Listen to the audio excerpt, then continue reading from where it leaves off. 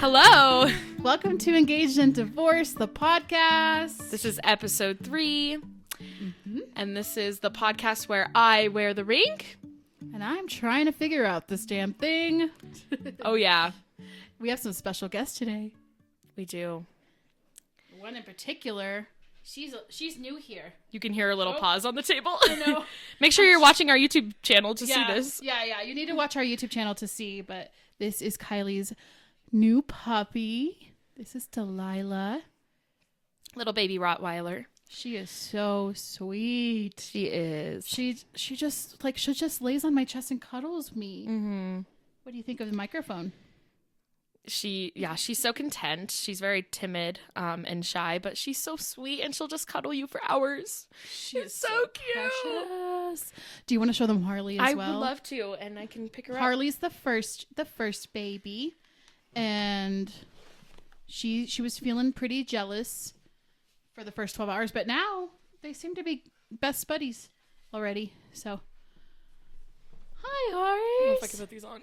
No, it's okay. You can just show her for a second. This is Harley. She is not going to want to stay very long. My little corgi. She's 1 year old. Yeah. Okay, say hi. Want to say hi? Oh, she's sniffing the microphone. Say hi to Delilah. She's like, get me out of here. Okay. We have our YouTube channel, Engaged in Divorce. We also have an Instagram that's Engaged in Divorce. Yeah. We're going to be doing some other fun videos aside from the podcast over on our Instagram. So we are.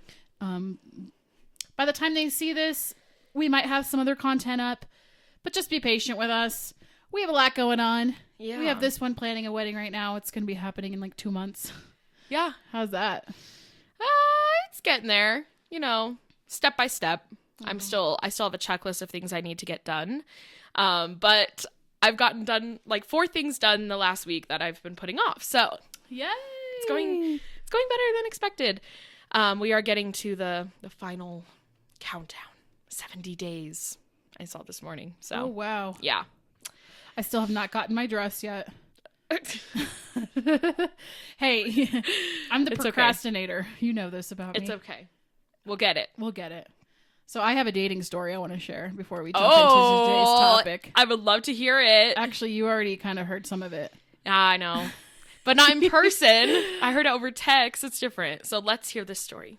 Okay. So I was on Bumble. Okay. So what I ended up doing is deleting my Bumble account and then re-downloading it so that I could get fresh faces. Yeah. And it works because then you have all these new people. Oh. And it puts you in front of the algorithm. I don't know. Anyways, this guy found me and messaged me, and he's 28, which I was immediately I texted you a picture of him, and I was like, this guy. He didn't look that young though. Yeah, he kind of looked my age. Yeah. And he's very tall. Anyways, he literally messaged me and was like, we would be such a cute couple. And I thought it was just cute, flirty banter. And I was like, yeah, we would. Because I was like, yeah, we would be. Straight up. He was like, let me take you out for breakfast tomorrow. I was like, okay. I loved how proactive he was. I was like he's not wasting any he time. didn't waste any time. He's like, let's break the ice over some breakfast. I was like, okay, cool. So I meet him at this breakfast place, and conversation's fine. He did talk a lot about himself and didn't ask me any questions. Which was but I'm kind of used to that because I'm more of a listener than a talker in general. But then he was like, let's go walk around the Citadel Mall. And for those of you that aren't from Colorado Springs, the Citadel Mall is not a place you just want to hang out at. No. So you either go there if you want to get shot, or if you're a middle schooler and you have nothing else to do with your friends. I know. When I was telling my best friend about this, she's like, what, were you in middle school again? I went there every weekend in middle school and high school. He's not from here. He just moved here from another part of Colorado. So he's like, I want to check it out. And I was like, okay. Did you go? Yeah. Oh. We went to the mall. Yeah. And we're walking around and he's like, can I hold your hand? And I was like, sure. I was waiting to run into somebody from high school because I run into people from high school all the time. And I didn't though. Surprisingly. Okay. But it was fine. I mean, we were it was just kind of lighthearted, but then all of a sudden it kind of got serious. he was like, I really wish your kids were here. I want to meet them.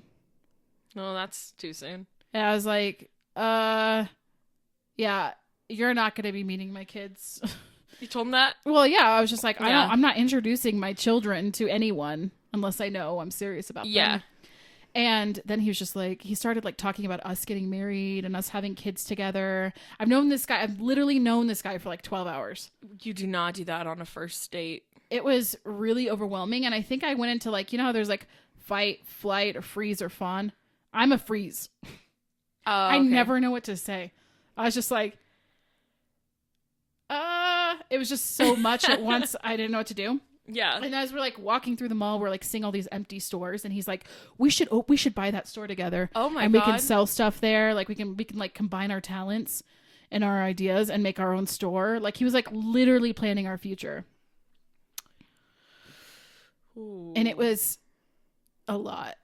That's Then he goes, you're not going to ghost me, right? oh my God. You're not going to ghost me after Are you this, are serious? you? Wait, he did that with your arm? Uh-huh. He was like rubbing my arm, and I was like, no. And so on dating apps, I only go by Shay Yeah. because I don't want people to know my full name, Right. because a lot of the time I do disclose that I have a YouTube channel, and it's really easy to find if they know my full name. But that he didn't know you have a YouTube No, channel. he just, Okay. he was like, is Shay your full name? I'm like, yeah. I was born with it. And I'm glad that I've done that because that gives me like some safety in it. But yeah, he moved really quickly. So all he doesn't have my phone number. He only has my Snapchat, which is kind of like a fake Snapchat account that I have. Because I don't really use Snapchat very often. So he's messaged me off and on, and I've responded kind of, but like I don't plan on this moving forward. This was like 2 days ago, wasn't it? Yeah, like four days ago. I don't know. Ago. It was. You don't do that on a first date. That's how you scare people away. This is why I don't want to date 20-something-year-olds. Are you guys all like this? Oh, don't ask me. I would not be like that at all. I don't know what they're like out there. But, oof, yeah. It was a Pro tip, don't do lot. that. It was a lot. And this week, I've been feeling so lonely. I feel like the loneliness is finally starting to settle in. Yeah. Grandma is somebody that Grandma Logan is somebody I've really like talked to a lot about this. Because she just lost Grandpa. Yeah. So we kind of relate to each other in different ways. Yeah. And she's been telling me for months, she's like, I know you're lonely. And I'm like, I wouldn't really describe myself as lonely because I'm around people all the time. Yeah. But yeah, I've definitely felt it this week. It's kind of settled in, and it's just like when you've been married and with somebody for so long and then you no longer have that romantic connection, it kind of like throws things off. Yeah, that makes sense. And there was a guy that I was talking to that I got really close to that I ended things with this week. So yeah, it's a lot of emotions all at once. It was a rough week for me. Well, there's always next week. That's true, Mrs. Optimism. Perfect segue into our conversation today. I say that every week. There's always next week. There's always next week. With one tear just going down my cheek. It's next week. Anyway, today we're going to be talking about something that we're both very passionate about. I honestly think this is the coolest thing. Yeah, there you go. You need to get up closer to the microphone. I'll talk very close. Okay. I think, so we're going to talk about the Enneagram. If you know what it is, awesome. If you've never heard of it, awesome. Because we're going to tell you all about it today. The condensed version. This is going to be hard for us. We could talk about the Enneagram all day. Yeah, I had to make notes just so I could make sure that I don't get off track too much. So you're so organized. Well, I just know my brain, and it just goes. And then before we know it, it'd be like an hour in, and I'd be like, we haven't even talked about everything. So this is just to make sure we talk about everything. Yeah, the basics. So what is the Enneagram anyway? Okay, so a lot of people are into personality tests and their horoscope, that kind of thing. It's in the same category, but I don't consider the Enneagram to be a personality test because it's not your personality, it's who you are, it's your essence. And I try to find the history because I'm very into that, like, well, how did it start? Nobody actually knows. But it does really go with like your childhood past, your trauma as you were growing up. It goes with your fears, your desires, like your main goals in life. And there are 9 numbers, and it's not to put a label on somebody, but usually every single person fits into one of these numbers more than the others. And if you are listening to this and you get to the end and you're like, I'm none of those numbers, then you're a 4. Congratulations. And if you don't believe that this is real, then you're a 5. Congratulations. So there you go. There's your numbers. But yeah, so I mean, I've listened to podcasts. I've done my own research. I thought it'd be fun to be like a coach for this eventually, but it's really expensive to do that. So I don't know if I actually will. But I think it's so interesting because it's not a personality test. It's not like the Myers-Briggs, because your personality changes. But this number is really what you've grown into, and it's not going to change. You can look at your strengths and your weaknesses, or not, grows, whatever, and try to find ways to grow out of it, but you're going to have that number, which I think is very interesting. Well, and because the Myers-Briggs is 16 personalities, right, and Enneagram is only 9, so it's a more condensed version of your personality. Correct. So I'm going to go over what all of the numbers mean, and you're going to jump in anytime. Okay. All right. So listen closely. See which one you are. Maybe you already know. Let us know in the comments. There are free Enneagram tests online, by the way, but they are mostly inaccurate. Yeah. It's hard to find. It's really hard to find your number. You really have to like read each one. Yeah. Or listen to each one and kind of figure it out and dig in deep and see which one you resonate with. The one that hurts the most is you. Yes. The one that you feel the most uncomfortable with is probably you. And that's what's hard about this, is that you're going to like learn things about yourself and be like, oh, I didn't even realize I was like that. Because that happened to me. Probably did that happen to you too when you kind of dove deeper into it? I still will like listen to podcasts about my Enneagram number and I'm like, oh, this is so painful. Yeah, it hurts. Okay, so we're going to start with the Type 1. Our Type 1s. And they are called the Reformers. So usually the Type 1 is known as the perfectionist. I have other words that are usually used. They have to have rationale for everything. So they have to know, why am I doing this the way that I am? Why are we doing this in general? If they're with like a company, why are we choosing to do this? So they need reasons for everything. They're very idealistic, principled. They can be strict with who they are and their decisions as well. And I think what's cool about the 1 is that they're very organized, but they're also very like self-reflective, which is cool because it's not so much like what am I doing wrong, but it's like how can I fix this? What can I do to make this better? So that's why they're called the Reformer. Do you have the wounds of each number too? So I have the basic fears, which kind of go with the wound, because it's like what caused you to get to this point is probably your childhood trauma, your wound. So their basic fear is being corrupt or imperfect.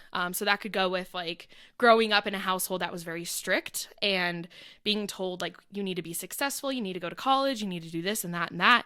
And so they've put those ideas in their head that that's what it means to have a good life, which can be hard to, I know a lot of 1s and they're great people, but it's hard for them to get over that, that feeling of perfectionism. And their basic desire is to be good. So to be a good person, to do good things. That's really what they're going for. They have a mission to want to improve the world in different ways. So I love that about them. Yeah. I've gotten along with 1s really well. Yeah. I really respect them a lot. I think they're great. Yeah. So, and obviously there's going to be pros and cons to each side. So I'm going to mention a little bit of those for each, but I would say theirs is just really, focusing too much on being perfect, because obviously nobody's perfect. Thank you, Hannah Montana. You know who is definitely a 1? Randall from This Is Us. I know you stopped watching this, but I do remember him. The second season. Yeah, he is. Definitely. So I forgot to mention this. Each number leads with either their mind, their heart, or their gut. And so that is how they would make decisions. So if you're very heart-centered, you would make decisions with your heart, your feelings, how you feel. Mind is like logic. Gut is like making decisions that you feel are right. So the ones are gut type. So they lead by kind of their own feelings and understanding, like, should I do this? Should I not? Is this the right thing? So that's the gut type. And then I also mentioned what number they go to in growth and stress, because I think that's a big part of it as well. Yeah. So every number goes to a different number. Yeah. Whether they're in a growth area of their life or a stressful area of their life. And so in growth, they go to a 7, which would be like they're feeling very optimistic about things. They feel like they can have fun. They can really let loose. And then when they're in stress, they go to a 4. So they get very emotional, and I know because I haven't covered these numbers yet, they get very emotional and kind of rely on their feelings. So that's the type 1. Okay. What would you say, just because I'm curious, what would you say, like, for a 1, what number would be really compatible for them for relationships?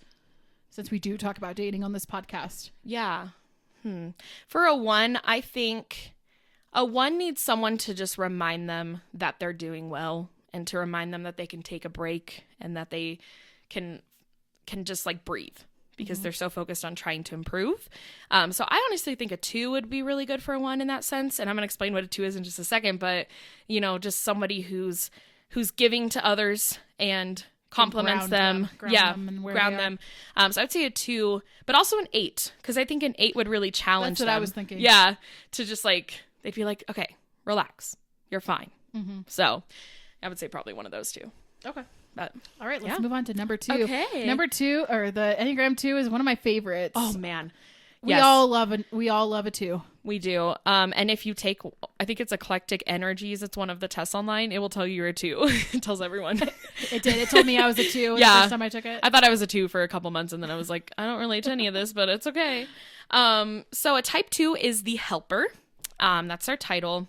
Sometimes you'll hear the giver as well. Also, side note, but this is important. Sleeping at Last. Have you heard their song? Yes, the two song of Sleeping at Last is the best. So this guy, his band name is Sleeping at Last. He wrote songs for every Enneagram number, and they're just beautiful. They are absolutely breathtaking. But the 2 song, melodically, is the most beautiful. And what I love about the songs is that he has a whole podcast where he talks about each song, but he chose people who are those types to create the song. So every instrument is somebody of that type. I think it's so cool. It's so cool. It's so cool. And he puts like certain sounds in there that cater to that number. It's great. Oh my gosh. So if you're really invested into this, like, go check that out. So type 2 is the helper, and they're known to be very caring. They're like the lovers. They're very generous and people pleasing. They're very friendly. They're sacrificing. So they're putting others before themselves, and they're finding different ways to lift others up. That's really what they're known for. So with that being said, when you're giving so much to someone, that can help you, when you're people pleasing, that can cause you to kind of not focus on yourself. And that's kind of the biggest thing that the 2s are working on, is being able to look at what they want instead of what everyone else wants. They can be very flattering as well. They know how to like get people on their side. And then they're sentimental, which I like. They have a lot of love. So their basic fear is being unwanted or unworthy of being loved, which that could be a lot of different things in childhood. So they pour out so much of themselves to try to be worthy. And then if it's not appreciated or reciprocated, they are burnt out. Yeah. Like in the song, it's like, sweetheart, you look a little tired. When did you last sleep? Like they're I know. It's like they're talking to the 2, because the 2 is the one who's just giving so much that they aren't focusing on themselves. So I saw a lot of 2s in church ministry. Yeah. There's a lot of them. I see a lot of 2s as teachers as well. Yeah. And a lot of people consider the 2 to be like the parent of the types, like the caretaker. So their basic desire is to feel loved and love others. And of course, with that being said, they're a heart type. They got it all there. So they make decisions very emotionally, and they lead with their heart. They go to, I didn't know this, they go to an 8 in stress. I didn't know that. Yeah. So that's when they start challenging people, which I have seen actually, and a lot of my friends are twos, and I have seen that side of them, where they do end up kind of feeling like they need to challenge people if they're not getting the love back, or if their love is misunderstood. Like they want to cook for someone, for instance, and then they say no, and then like they feel like personally attacked, and so they're like, do you not like me? Like, are we not friends? Like they can get to that pretty quickly in stress. But in growth, they're a 4, so they're very in tune with their emotions and can be creative and find different ways to live their life. So what would be a great number for the 2? I was thinking maybe a 4.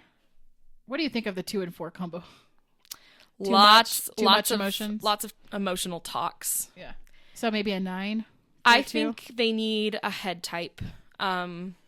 Not that they need one. I think a 2 would work well with anyone. But I think a head type would really just help them be able to think about themselves as well and what they actually need, instead of just like, no, I'm okay. But like, no, like you're literally not. Yeah. You have bags under your eyes. You need to take a nap. Like yeah. They need someone to just tell them like it is a little bit. So I think any of the head types, I would say. Yeah. So good. I guess 6, 7, or 8. Okay. For that. Yeah. Type 3. Type 3.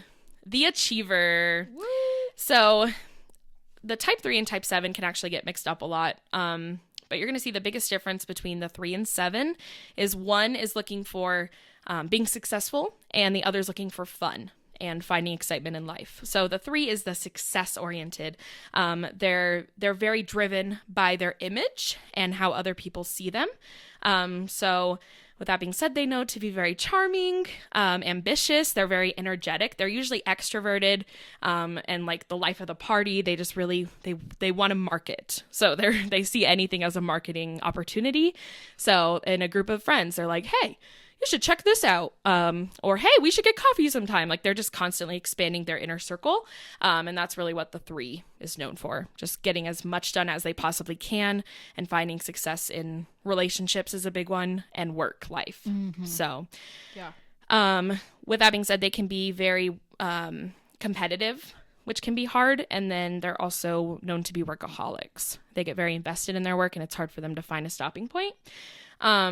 And their basic fear is just being worthless, like feeling like they have nothing that they can give. And so that's why they lean so towards that success, because they think if they put their energy into like work projects and different creative projects, then that can give them the happiness that they are lacking.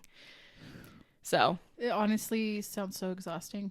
Yeah. And I have a 3 wing. Like we haven't even touched on wings yet. Oh, yeah. But your number, your wing of either the number before you or the number after you, and you can go into both sides. But I resonate so much with the 3 wing. Most. Shaylee's a 4. I don't know if we told them that. Yes. So you're a 4. So we'll talk about that one next. But so yeah, Shaylee's as a 4 can go either into a 3 or a 5. And you usually lean more towards one, but you can go into both. So I've heard people say like, I'm a 7 wing 1. I'm like, that's not how it works. Yeah. Oh, 1 wing 8. No. They're all like in the specific order for a reason. Yeah. So, yeah, the 3s, I love 3s because they're the reasons why, big companies like Disney exist, and, that we have things to shop for. Like they're the business mind they're the movers. People. Yeah. And they get things done. So that's what's really good about them. And, obviously the workaholism, whatever it is, that can be hard on a person. Yeah. But their basic desire is just to have a worthwhile life, feel very valuable. They like to impress and charm others as well. So they're also a heart type. So you'll notice 2, 3, 4s, they're all hearts. So that's why they're in that. That's so interesting to me that they're considered a heart type. Yeah. Because all the 3s that I know, they have this like innate ability to just like switch on and off. Yeah. Which I'm always like, how do you do that? Because I'm like, I live in my core, my authenticity, like all the time. Like I could never just like switch on. Like, but I've seen my friends, they'll be like, just like tired or whatever, but they like turn on their phone to like post on their Insta story, and they're just like, so we're going to the da-da-da, and they like change, and it's like, wow. I find that really amazing. Yeah. yeah, I highly respect them. And I do know a few 3s, and it's just like, you don't know what they're going to do next. It's like, what are you going to do? So they always have a million projects going on at one time. Yeah, it's pretty awesome. So that is the 3. They go into a 9 in stress. So when they're stressed out, they become very much like, I don't want to make decisions. Everyone else gets to decide. I'm just going to kind of sit here and be a sloth. That's what the 9s are known for. We'll get there. And then they go to a 6 in growth. So when they're feeling good about things, they feel like they're very secure. And focused on safety, and like they're committed to something. So that would be them in growth. Yeah. Cool. And 3s are really good with logical yes, types, I would say. Forgot to match a 3. Maybe like a 5. Oh yeah, 3 and 5 would be really good together. Yeah. You could write books, and I have a do all friend kinds of who's a things. 3, and I think her husband's a 5. And it's a really good combination. That is good. I would say 3s and 7s butt heads a lot, just because we're very similar. There's also like tri-types, so it's like where your heart goes to, where your mind goes to, where your gut goes to. So there's all of those as well. Because like 3 is a part of mine, but I'm all the way out to 7. So it's a rabbit hole. If you guys really want to learn, there's so much information out there. There is. That's why it's so fun. It is so fun. Okay, type 4. Are you ready? This is Shay's number. Shay. I'm going to call you that now. Now you're calling me Shay. That's your full name, right? Yes, it is. All right. The type 4 is known as the individualist. They're known to be very sensitive, dramatic, unique, temperamental, and sometimes can become self-absorbed. I think that's more when they're feeling like depressed. Yeah. And their feels. Which Sad is boy most hours. of the time. Oh, jeez. Most of the time. Oh, I just feel so bad for 4s. I'm like, we can't turn off our feelings. It's the worst sometimes. But I know they enjoy that. But it's just like, for me, I'm just like, I just want to give you, like, I feel so bad. What can I do? I don't know. It's just hard. I don't understand. Like, I'm trying to understand, but it's hard. I sent her a text this week, like venting about my life, and her response was, "Oh wow." I can't get that like deep like, into Kylie, feelings that fast. Like, you got to be talking to me for a while, or like in person at least. I can't do that in a text message. I've learned that about you. If I really want to vent my heart out to you, I need to do it in person. We got to do it in person. Yeah. Texting, I'm just like, wow, LOL. Just kidding. So what's awesome about the 4, which I like am jealous of, is that they're very self-aware. Like, you know how you're feeling. You could tell me right now, the time. Are you, like, you just told me you had a hard week. Mm-hmm. I can't reflect like that. Like, I physically cannot go, man, that was a really hard week. Wow, but I feel really happy right now. Like, I don't know how I'm feeling ever. Yeah. So I'm so jealous of that side of you, but that's what's really good about the 4s is they're very like in tune with who they are, known to be very creative and honest and personal. They like those personal connections with people and really getting to know them, getting away from the small talk. You hate small talk, don't you? It's the worst. Yeah. So it's that, and then people who are not willing to get vulnerable with me. I'm like, I'm not even wasting my time with you. Like, you got to get to my level or else I'm not interested in conversation. Yeah. Sometimes they can be moody with all of their feelings, and self-conscious. But the big thing about the 4s is that they feel very different than everyone else. So they think that, like, you could probably explain it better than me. I don't feel like I belong anywhere. Yeah. And I've never felt like anybody can understand me. Ever. So, like I said, it feels very lonely. If you think you don't belong in a number, you're probably a 4 because you think that, like, that you can't put a label on yourself. Like, you're your own person. Mm-hmm. So, yeah. Yep. The basic fear is to have no identity or personal significance. To kind of just feel like you're, like, just a normal person. Oh my gosh. That's like the worst. If anyone ever called me normal, I would we can tell offended. With all your outfits, your colorful rainbow makeup. No, I love it. I love 4s. Most of my friends are 4s, so I love them. Are they really? Yeah, I have a lot of 4 friends. That. I think 4s and 7s work really well together, but we'll talk about that in a second. Mm-hmm. Their basic fear, I just said that, no personal significance, but their basic desire is to create an identity and find themselves and really know who they are. Which I think is good about, like, being able to get divorced. Like, now you have this time to really, get that. So yeah, I'm always trying to create a new identity as I go and learn. So they go to a 1 in growth. So that's when they're able to feel like they can, and because I think the 4 and the 1, they can both like reflect really well on who they are. So going to the 1 would be like, you can feel like you can change the world and that you're capable of so much. So that's really good that they go to that. And then they go to a 2 in stress. So I don't know if you notice about yourself, but you want to give to others. When I'm in stress, my heart's just like hurting all the time. Yeah. And I just like feel so much empathy for everybody. Yeah. I've definitely noticed that about you for sure. But 1, like, that's the only reason why this podcast is working right now. Yeah. Because the 1 side of me was like, oh, we're going to buy all this stuff and do this. Yeah. I had to have some kind of structure. Yeah. To even have this happen. Makes sense. Otherwise, I'd be like, nobody cares what I have to say, and I would never get anything done, honestly. I think of like sadness from yes. What's that? Inside Out. Inside Out, yeah. Totally. Nobody cares. We are very comfortable sitting in our melancholy. Like, it's not uncomfortable for us at all. Like when to be sad, it's not uncomfortable. I think in the movie she's like, I like crying in the rain and feeling my tears mixed with the water, like something like that. Like, I feel like that's such a 4 thing. I love the feeling of my tears coming down my face. And you listen to sad music while it's raining, right? That's so crazy. I just recorded I keep video blogs for myself. Like, yeah. I just let it all out the other day, and I was bawling in my car in an Old Navy parking lot while it was raining. And it was so therapeutic. I was just like letting out all my emotions. Wow. Yeah. I love that. That's great. So obviously 4s are heart types. They lead very much with their heart. So like I said, I don't know what it is, but I just have gotten along so well with 4s. And I think it's just because like maybe because I'm also a creative person, like I understand that side of them and I understand the desire to be unique, but I also like how they can get me to get in my feelings because like I need someone to push me to get there. And so that's what I really like about 4s. If you ever need somebody to just listen to you and be there for you in your darkest moments, find a 4. Because we thrive in it. That's how we connect with others. Yeah. So I would say, I think 7s are good with 4s. Yeah. I think so. 1s, I guess, would be good. I would say a 9. 9s, yeah. I actually posted in a Enneagram 4 group the other day. I was like, has anybody found any, like, a romantic relationship where they can say they actually feel seen?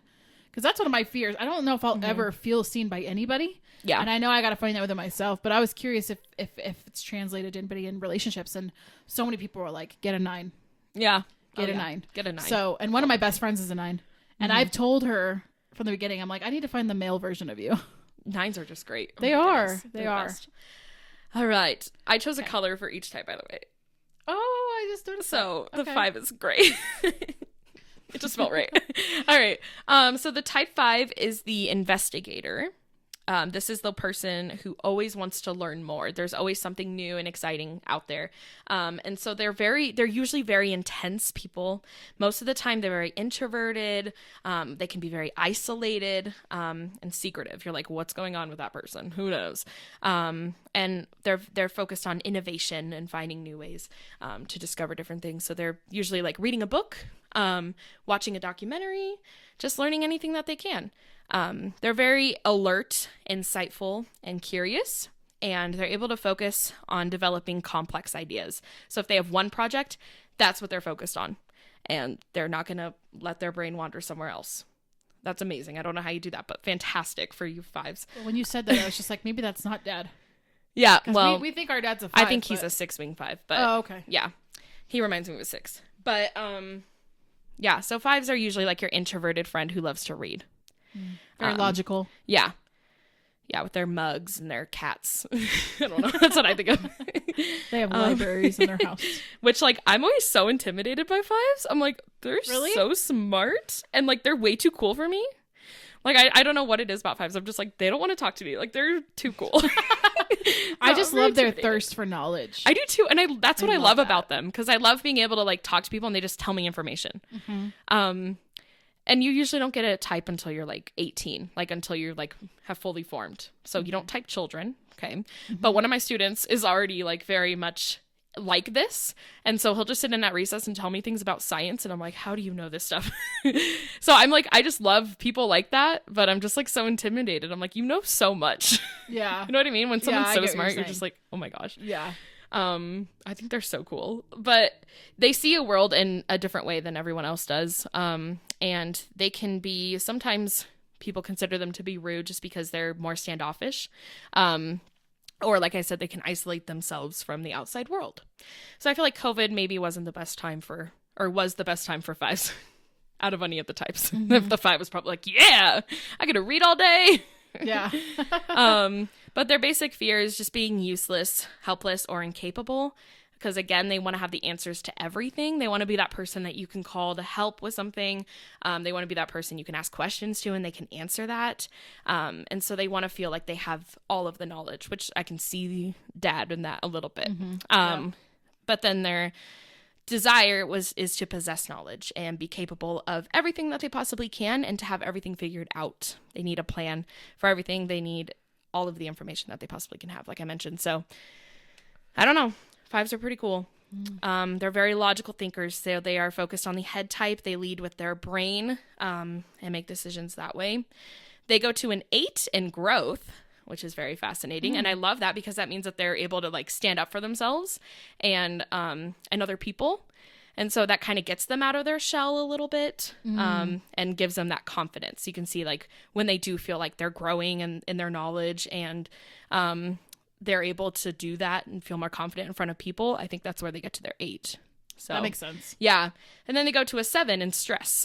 So when they're stressed, they're just like, let's just go have fun and forget about everything. Yeah.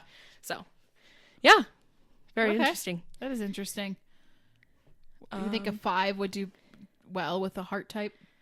I think a 5 needs someone outgoing because otherwise they're going to want to stay in all the time, which is fine. But I feel like somebody who is a heart type or even a gut type is just like, we need to do something. I feel like that will help them. Because another head type might just be too much. Too much going on there. Yeah. So, yeah. I'm trying to think who they would be best with. Probably the 3, because we talked about the 3 being good with the I think the 3 and 5 are a really good match. Type 6, I love a 6. They are the loyalists. And so these people are the reason why we are alive today. Because they've thought of all of the plans. So they're very security oriented. They're very committed to the people around them and to themselves. And they focus highly on protecting other people. They're like your mama bear. Okay. And so they're known to be very, very responsible. They have a plan for everything. It's like your mom's when like they have a babysitter and they have like, at 7:02, Johnny must go brush his teeth. And then at 7:04, he can play his iPad for 10 minutes. Like, I feel like as a nanny, I watched a lot of kids that were like that. I was like, oh man. And then it's like the security system in the back is locked. Like, but the reason why they're like that is because like they struggle with anxiety. Yeah. An immense amount. Right. All the 6s I know are like the most anxious people. Right. It's kind of the stereotype, right? Yes, that is what they're known to be, is the anxious type. But like, I just feel like 6s are given such a negative connotation with that. Right. And I can see like, because I have such a strong 6 wing, I can see that like, it's not so much about like being scared, anxious. It's like, you just want to be prepared. Yeah. And I think that's what was really hard for COVID. I think the 6s had it the worst because the 6s obviously like, they're prepared for the worst. But like when those types of things happen to them and they don't feel secure, then they're just like broken apart. Yeah. And so I know that was a really hard time for them. Yeah. But they were probably the ones that were like, just wear a mask. Like, listen to them. Let's do it. Anything that we can do.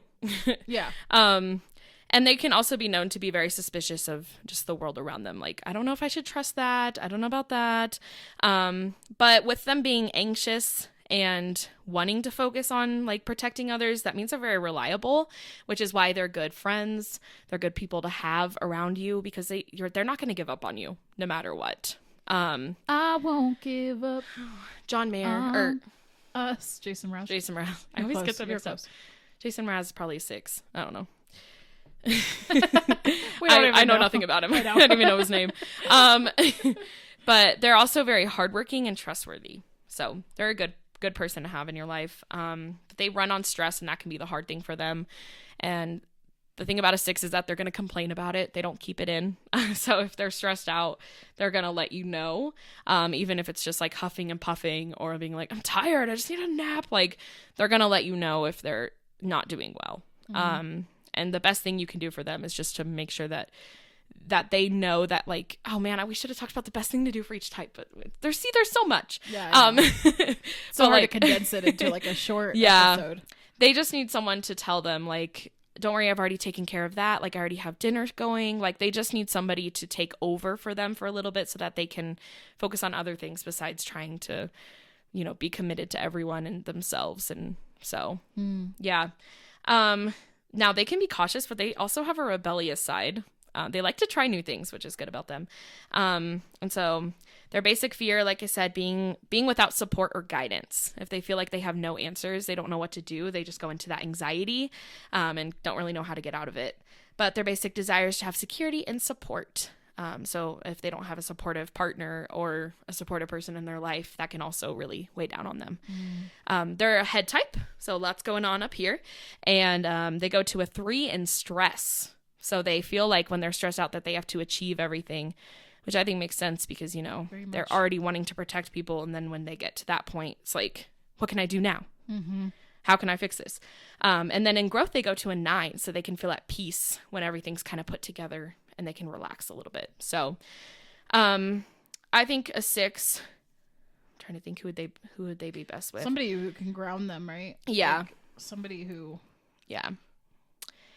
I feel like a heart type would be good with a 6, just to like, I don't know, just to let them know like it's okay.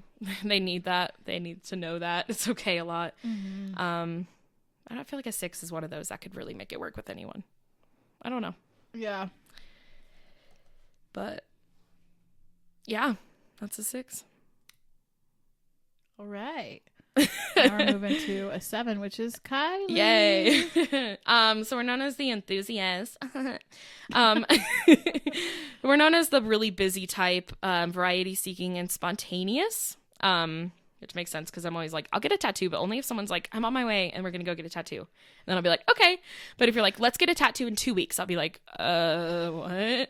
Like I need people just to be like, let's go right now. And I'm like, okay, I think that's why like that's something that we can relate on because we're both very spontaneous. Yeah. Like literally today I was like, hey, do you want to talk about the Enneagram today? Can you come up with a list? And she like came up with this all in like an hour. I got really excited. Yeah. Usually these 7s are extroverted. There are some introverted 7s because they're, you know, they come alive in a group, but they also need their time alone. But they're known to be like more extroverted, more outgoing. They're very practical and playful.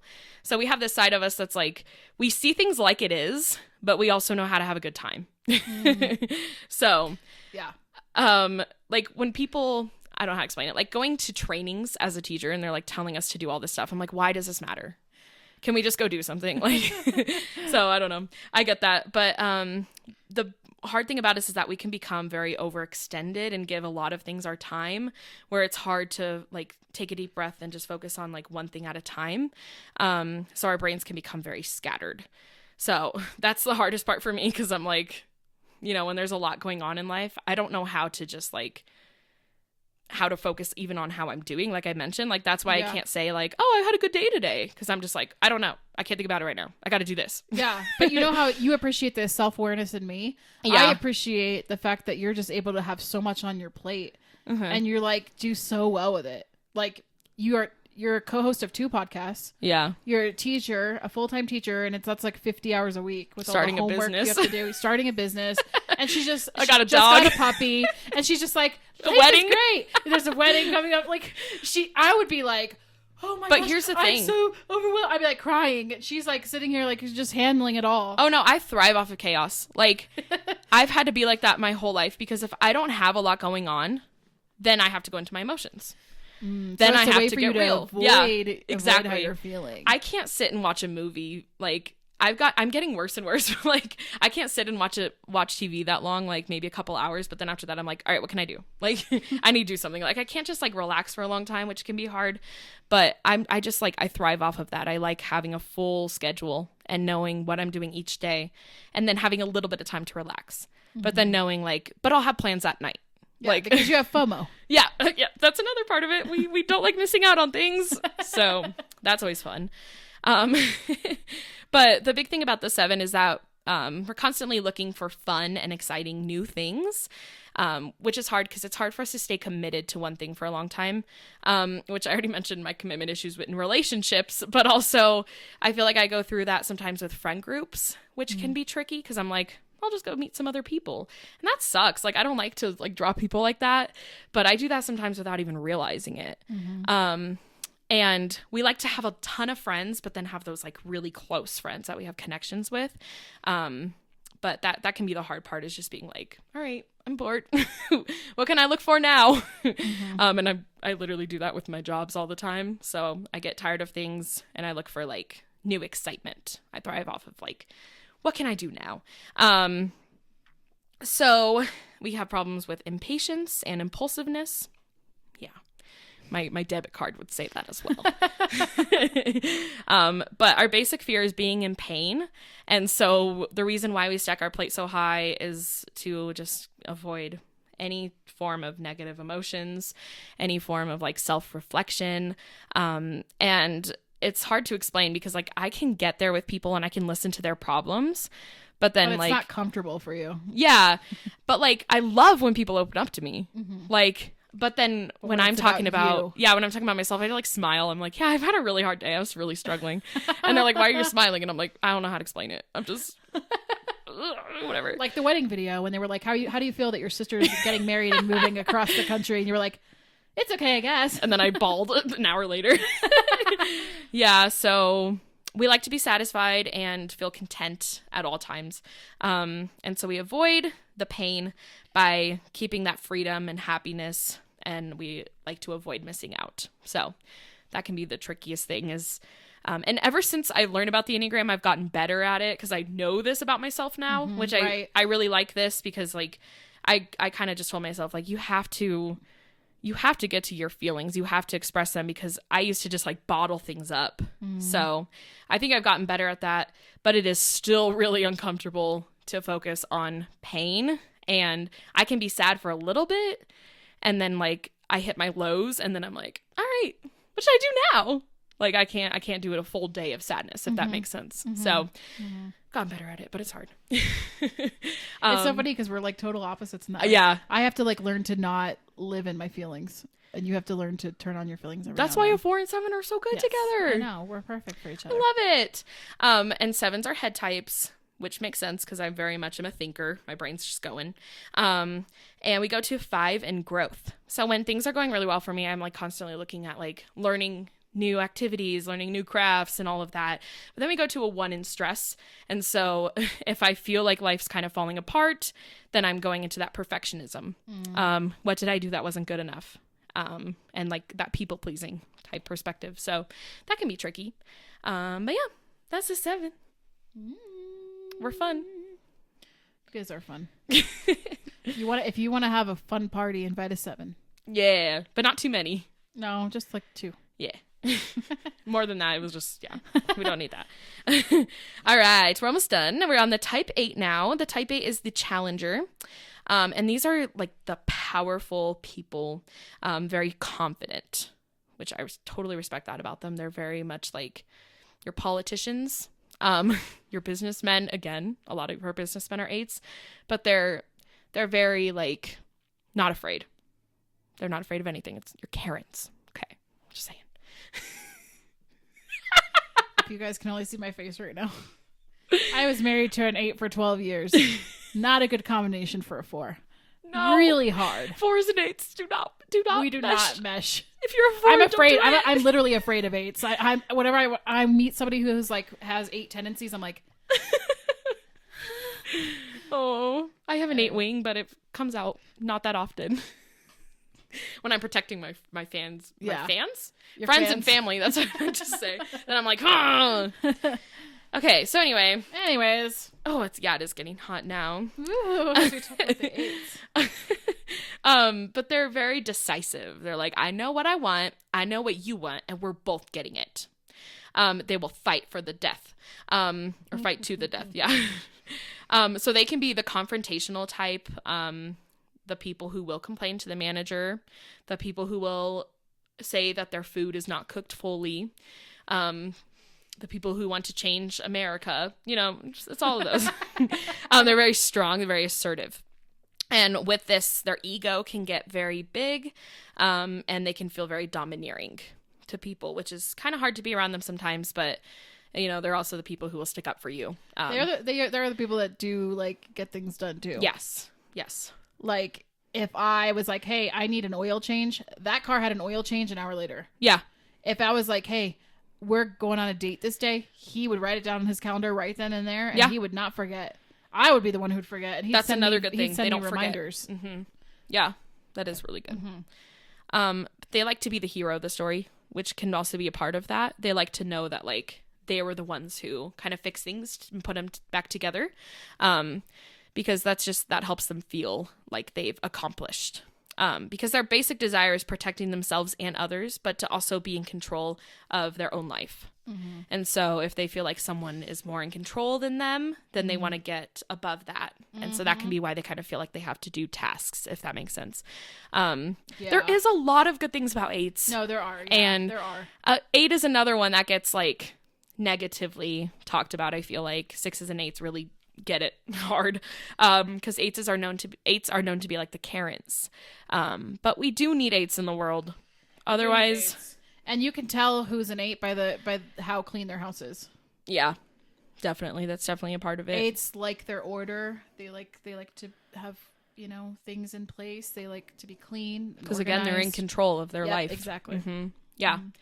Mm-hmm. And what's awesome about 8s is that they can kind of like get in tuned with their emotions and their mind at the same time, because they're a gut type, so they're able to really kind of think of both things. But yeah, protecting other people, that's a big one. If they feel like their kid's in danger, or their parents are in danger, or their friend, like they're gonna stick up for them at all times, which we need people like that. Otherwise, like things aren't gonna get solved. Yeah. Everyone's gonna bottle it up forever. So but then their basic fear is just being controlled by others. They don't want anyone to really tell them what to do. And they don't like being harmed in any way. They like to just know that they're strong and that they can protect themselves.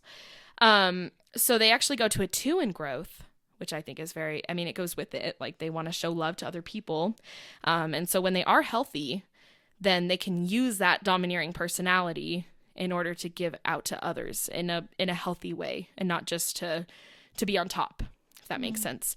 In stress, they go to 5. So they feel like they have to maybe read like self-help books or listen to podcasts. Like they feel like they need something more to learn, because they feel like where they are right now may not be enough to be in control of their life. They want more information so they can get above. So that's the 8. Yeah. And then we have the type 9. Everyone loves the 9s. Oh, I forgot to say who the 8 would be good with. Oh, anyone but a 4. Yeah, I would say maybe not even a 2. No, yeah, not a 2. We're just 2s and 4s are too sensitive for the 8s. Yeah. We're way too sensitive. And I feel like a 3 and 8 might butt heads too. So I would say like stay out of the heart types. Yeah. All right. Type 9 is the peacemaker.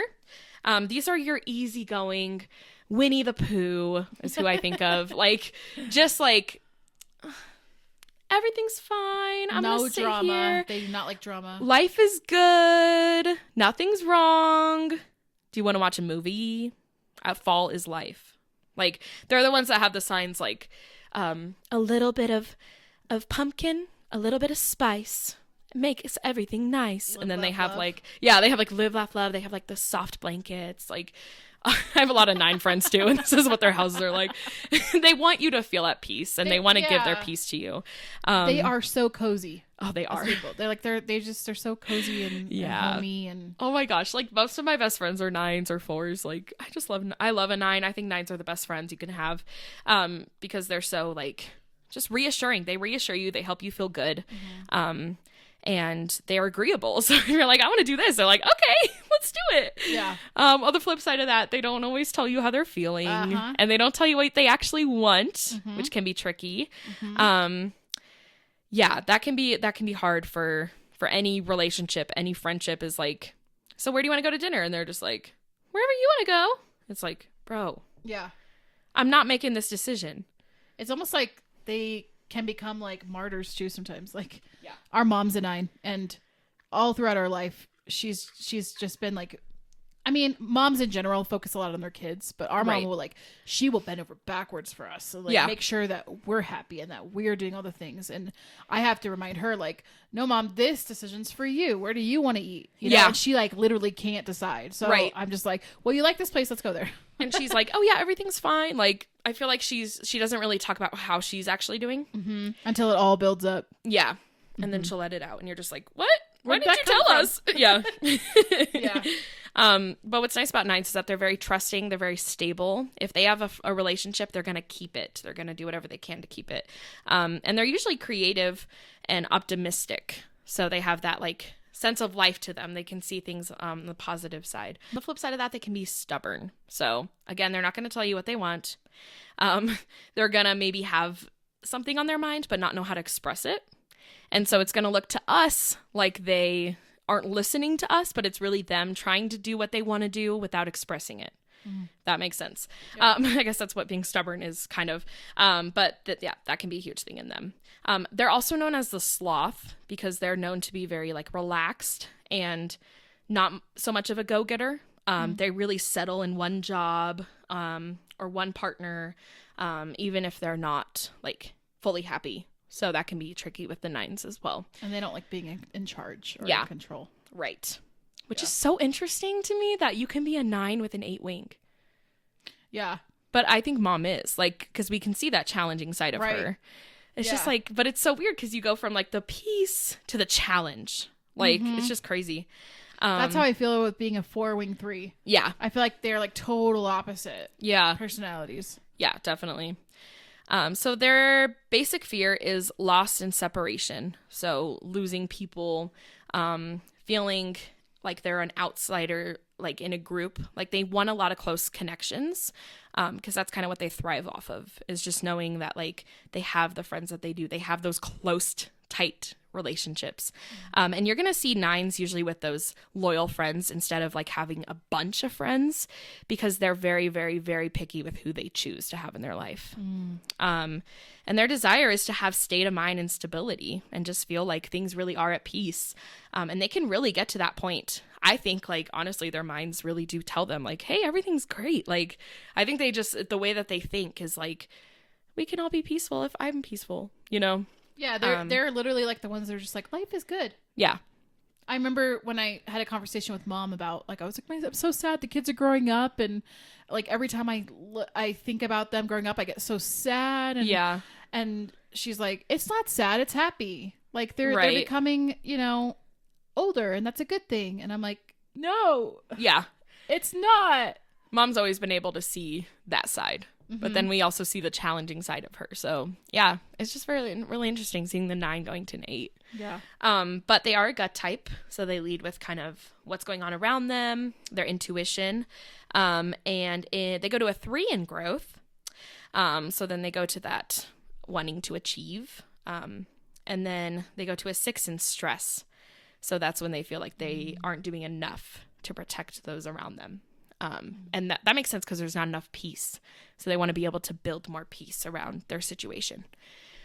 So that is the 9 types. And a 9 could work with anyone. They really could. They're just...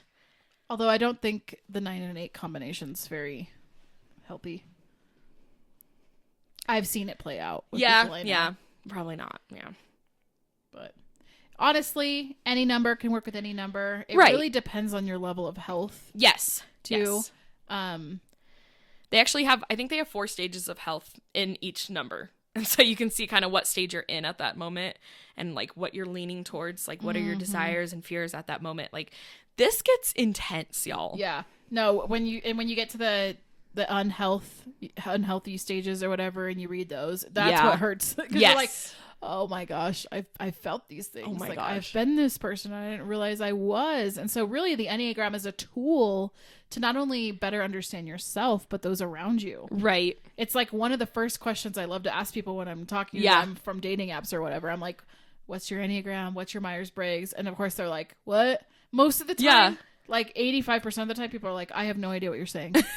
I'm like, how do people not know that? How do people That's not the thing. do I want this? everyone to know about it. That's why I want to Yes. become a coach. I'm like, I just want you to know. It would help me so much Yeah. to go into a date knowing what that person's number is, because I know how to relate to them. Yeah.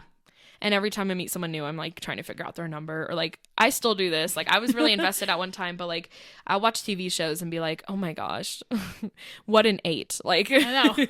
I'll watch The Office and be like, oh, Michael Scott is such a 3. Like I can just like, I don't know. I do that with all the characters in every show. Yeah. No, I do it all the time too. And I'll ask Kylie, I'll be like, we'll like meet somebody for the first time. And I'm like, okay, so what number do you think they are? Our family looks at us like we're crazy because Yeah. we'll just sit there and be like, maybe a 5-wing 6. And they're like, what? I know. Are you speaking a different I don't language? even think our family wants to take the test. So we've already typed all of them. Yeah. And they're just like, what? What does that mean? I think honestly, if you know someone well enough, you can type them. There's a few people though that I know really well that Yeah. I cannot type. Right. I Yeah. still can't figure it out, Yeah. no matter how much I get to know them. Yeah. You know, because My I fiance's think, like that. Yeah. I'm like, are you a 6, 7, or 8? I can't quite figure it out. I think 6, but yeah, it's hard. He's one of those people that I'm just like, I don't know. You have a little bit of each part. Yeah. So Because I think all of us have a little bit of each number Right, in us, right. you know, depending on where we are in our life and what we're going through. yeah, But when you start reading those more in-depth analyses, you're like, oh, it gets real. yeah. Yeah, man. Thanks so much for like writing all those notes and doing that. Of course. I love the appreciate Enneagram. that. I think it's so fun. I think later, if you all are interested, we could do like what each number would say to someone who's engaged, or what each number would say to someone who's divorced. Ooh, I think that would be really interesting. that would be really interesting. Like for 6s, if you're like, I'm engaged, they're like, okay, do you have a backup plan? Like, do you have a place you can go to if you need to leave? Like, they're like thinking of like what could go wrong, but just to protect you. Like, so, you know, if you want to hear those things, we could do that. So I always love to talk about I can tell you right now, for a 4 getting engaged, it would be, you got to try to remove some of your idealistic expectations. Yeah. Like nobody is going to amount to that. Like Right. nobody.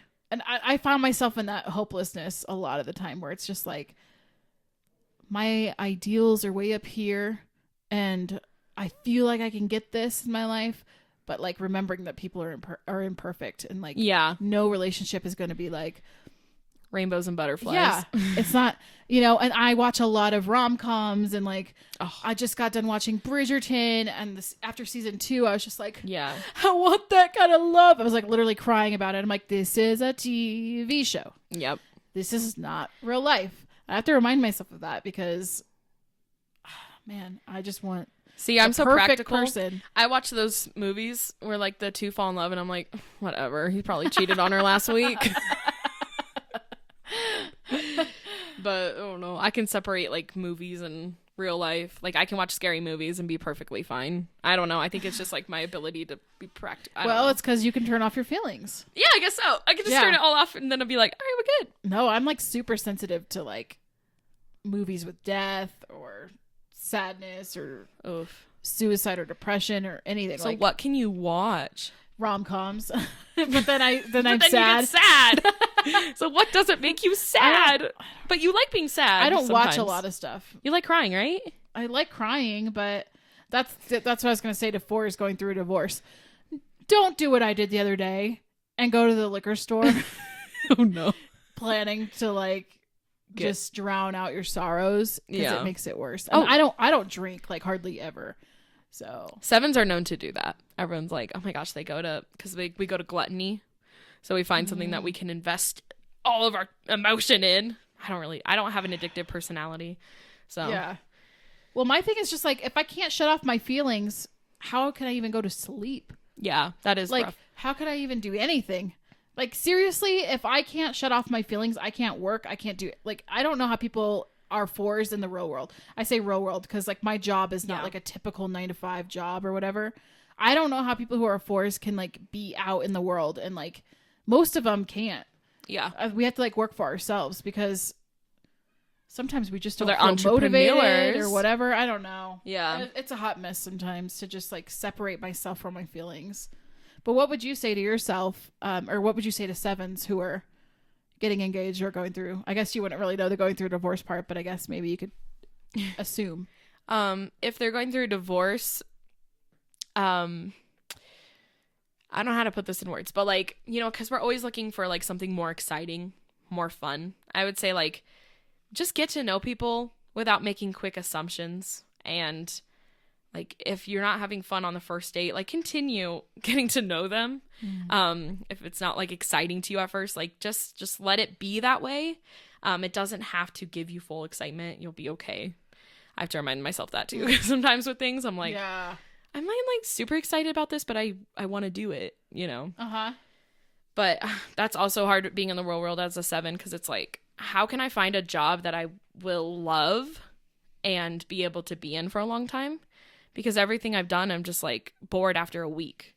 Yeah. And I'm like, I don't know how to find something that like, that I'm really going to enjoy. So, because you need something that does have a little bit of spontaneity to it. Yeah. So that's why I was like, I'll open a business, and that way I can like create my own classes and do my own thing with that. And so that's me like thriving in my 7, because it's like, I get to try new things.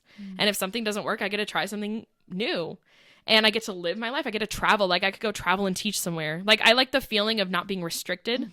I know this has nothing to do with advice that I was going to give to someone engaged, but I think like, just like, don't restrict yourself and find different ways to make things, even like the small things, make those things exciting. Honestly, that's great advice for any type. Yeah, it is. That's great advice. Yeah. Because for me, I think I'm drawn toward so much emotion in relationships, and I have to remind myself that stability and consistency is a good thing. Yeah, even though I'm used to the boring. highs and the lows. Like I need somebody like, yeah, I think I need somebody stable and consistent, even though I view those people as boring. That's my problem. I need to stop looking at them as boring. 6. 9. Yeah, that's right. I want to find a 9 guy. I'm going to join the Enneagram 9 group. Hey, do any of you live in Colorado? I need a 9. Are any of you 40 years old and live in Colorado? Yeah, I feel like you would do really well with a 9. I don't think I could marry a 9 just because I'm like, what do you want? Like, it's like that scene from The Notebook. Yeah, I was going to say that scene from The Notebook. What do you want? Because that's how I am. Like with my 9 friends, I'm like, I love you dearly, but you have to tell me what you want. Yeah. Because I'll be like, do you want to hang out? And they're like, we could. And I'm like, do you want to? Because I don't want to force you. Yeah. Like, just tell me what you want. Yeah. Yeah. I love 9s, but man. We love them. We love them. Yeah. What would you say to somebody that's engaged as a 7, since that's the season of life you're in? Oh man, I don't even know what I would say to myself. Focus on one thing at a time. Honestly, what I think has worked for me as a 7 planning with the wedding is like having fun with it. Like I have not been stressed about my wedding once. You really haven't. I don't see the point in that. Like you're really focused on one day, and it's one of the most important days of your life. But like, it's okay if things happen. Like we're getting married outside. It's okay if it rains. We're still going to get married. We're going to have awesome pictures in the rain. Like, so I think that's what's been fun is like, oh my gosh, I don't even know what we're doing for cake yet. We'll figure it out. If we don't have cake, who cares? We'll be fine. We can buy a bunch of Krispy Kremes. Right. Like we can go get donuts on the way. Like, yeah. Like I feel like just like taking it one step at a time and like knowing, okay, but if I don't get this done right away, like I'm not going to have it. Like that's kind of what I've had to do with myself. Like you need to do this. But like, I don't want to be stressed because then I'm going to get to the day and I'm not going to enjoy it. And so just like finding the fun in everything, like going to taste the food was fun. Going to look at our venue was fun. Like even like just thinking like, how am I going to do my hair? Like just like finding the excitement in all of that. I don't know if that makes sense. Yeah. Don't get stressed. Makes sense a lot. So, ooh, so much information in this episode. Yeah. We could literally talk about this all day long. Oh, we could. Trust me. Yeah. I don't know if you guys have any questions listening to this or like want us to further talk about anything, but you can always leave comments on our YouTube channel if you're watching over there and to give us topic ideas. It's going to be so nice when we start to get feedback from people. I know. I'm very excited. Because right now, like we're still in secret mode. Nobody knows we're doing this. And so we've had to really come up with topics, but it's going to be really nice when you guys tell us what you want to hear or what you want us to talk about. It's going to make our lives a little easier too. Yeah. And I'm so like excited to talk about anything and everything, like any topic. You could be like, talk about like your favorite cheese, and we could sit here and talk about cheese. Yeah, we like could. just give us anything that you want us to talk about. We'll do it.